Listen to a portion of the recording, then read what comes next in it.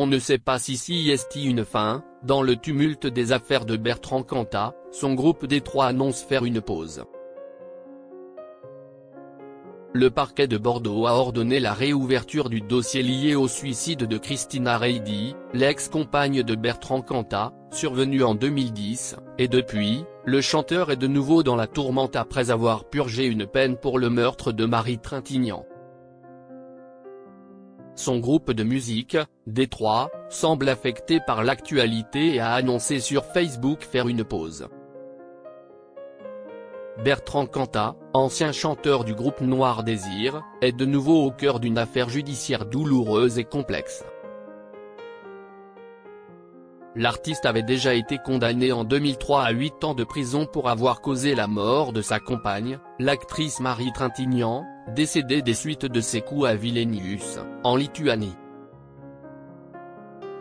Libéré en 2007 après avoir purgé un peu plus de la moitié de sa peine, il avait depuis tenté de reprendre une carrière musicale discrète.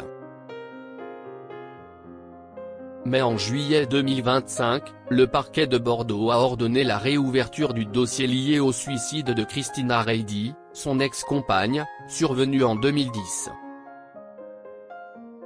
À l'époque, la mort avait été classée comme un suicide sans qu'aucune audition de Cantat ne soit menée. 15 ans plus tard, des zones d'ombre subsistent. Une enquête préliminaire pour violence volontaire par conjoint vient d'être ouverte, relançant les soupçons selon lesquels l'environnement dans lequel vivait Christina Reidy aurait pu précipiter son geste. Avec un peu de recul, on mesure aujourd'hui ce qui s'est joué. Alors que l'affaire suscite une forte émotion et polarise l'opinion, le groupe D3, formé par Bertrand Cantat en 2013, a annoncé une pause à durée indéterminée. Le groupe, qui avait sorti un second album intitulé L'Angle début 2024 grâce à un financement participatif, semblait pourtant renouer avec une partie de son public. Mais dans un long message publié sur leur page Facebook, les membres sont revenus sur les récents événements. Avec un peu de recul, on mesure aujourd'hui ce qui s'est joué dans cet alignement fragile. La joie pure, rare, d'avoir pu aller au bout de cet album passé tout près de ne jamais exister. D'avoir tenu ensemble ce fil.